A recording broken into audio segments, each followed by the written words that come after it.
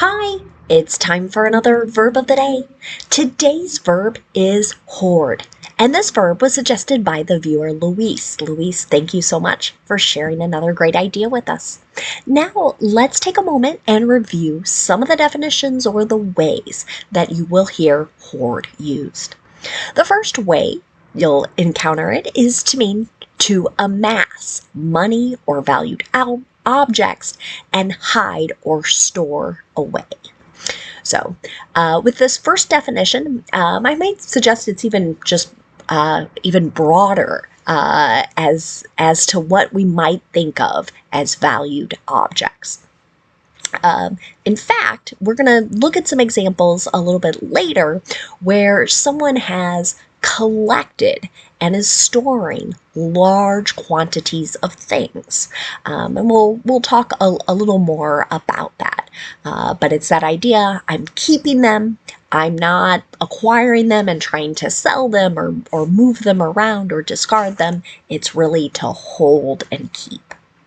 A second way you might encounter the verb hoard means to keep something, such as one's thoughts, to oneself. So again, this idea, you are holding on or keeping something and not sort of sharing or giving away the items to others.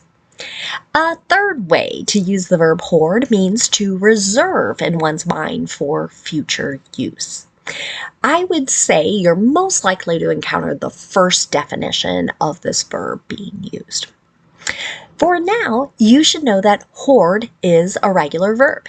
If you want to make the progressive form of this verb, all you need to do is add ing. That forms hoarding.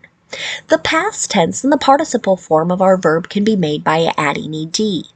Our base verb, hoard, ends in a D sound. So when we add that ed ending, we're going to add an extra syllable to the verb.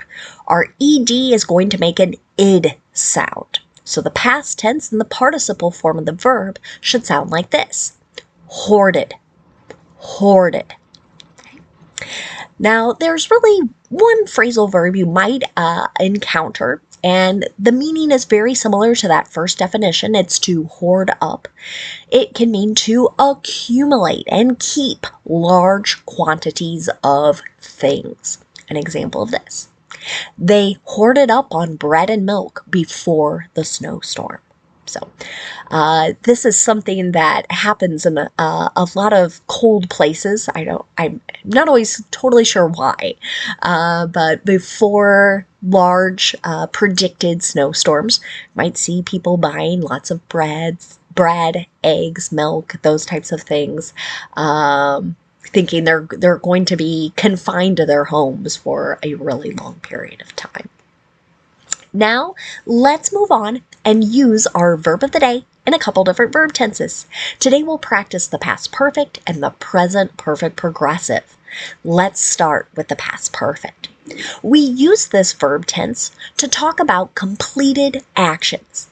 But what makes it different than just the simple past tense is we want to note that this particular verb occurred before another event or before a certain time in the past. To make sentences in the past perfect, you're going to follow the same structure no matter what your subject is. So in the affirmative, you'll see the subject, then had, and then the participle form of our verb. Let's take a look at an example. The overwhelmed postal carrier had hoarded 17,000 pieces of mail before his crime was discovered.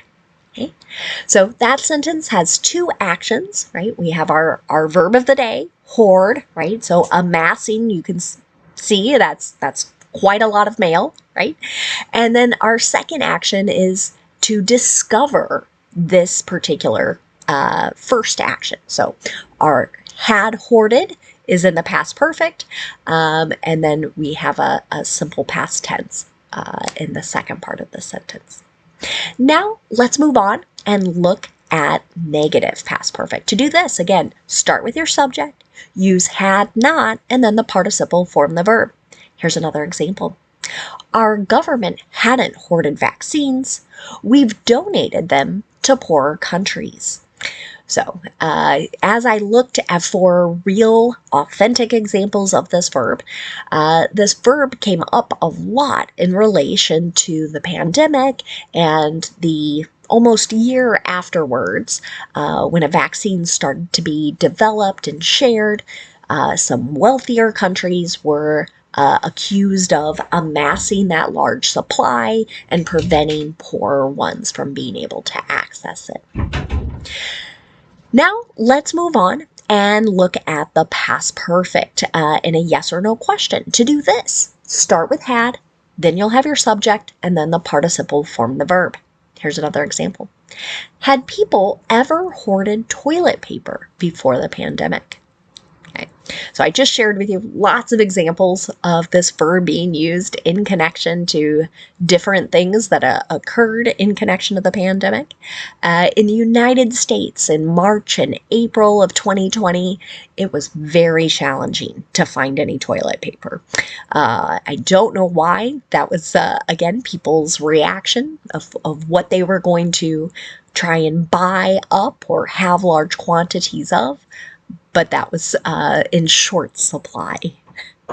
Now let's move on and talk about making sentences in the present perfect progressive. We use this verb tense to talk about actions that started in the past that continue into the future, continue into the present and may even continue into the future. You'll notice present perfect progressive. You'll see my 3 P's there. This verb tense is also sometimes called the present perfect continuous. I like saying present perfect progressive to help us remember we're going to need 3 parts to make our verb tense here. So this is a verb tense where we need to pay attention to our subject. If our subject is I, you, we, or they, we'll use have, the participle been, B-E-E-N, and then the ing form the verb. But if your subject is he, she, or it, we'll use has, the participle been, and then the ing form the verb. Let's take a look at an example sentence. A Bronx woman has been hoarding over a dozen cats in her apartment for the past year. Again, as I looked for real examples, this is another common one. So there are various stories in many different communities where somebody has started to keep more animals than are what is really safe and healthy. And as far as the environment goes, it's, I believe now, considered to be a diagnosable mental disorder, but again, you might encounter examples of this. Now let's move on and look at negative present perfect progressive. To do this, again, start with your subject, then you want to use the form either have or has that comes next, then not before the participle been, and then that ing form of the verb. Here's another example. I haven't been hoarding the recipe, I just haven't gotten around to sharing it. That might be that sort of keeping a secret to oneself, keeping information from others. Finally, let's look at making a yes or no question in the present perfect progressive. To do this, you'll start with either have or has, whichever form matches your subject. That subject comes next, then the participle been, and then the ing form of the verb. Here's another example. Has he been hoarding things in the garage for a long time? Again, this is that idea of collecting things that someone perceives as valuable, that they don't feel like they can part with. And here, this is sort of a question about how long the action has been continuing. That really is kind of the key to the present perfect progressive, right? That this idea, the action is ongoing. Now, let's take a look at some words that are related to our verb hoard. Here we go. Our first word is just the noun form of the word. The noun hoard has the exact same spelling, and it has the exact same pronunciation as our verb.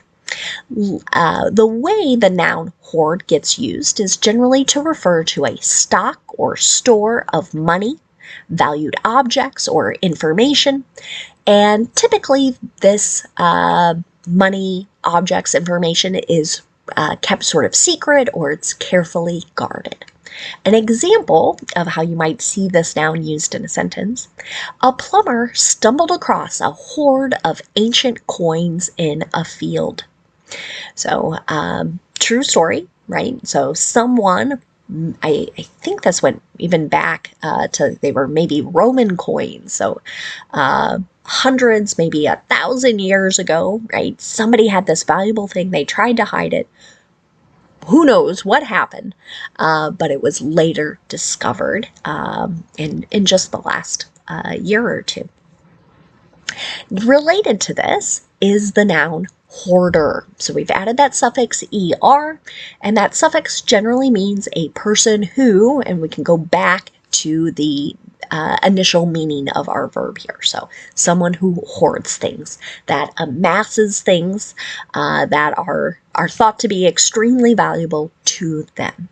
An example of this might be: he confessed to being a digital hoarder when he realized 800 gigabytes of photo storage still wasn't enough.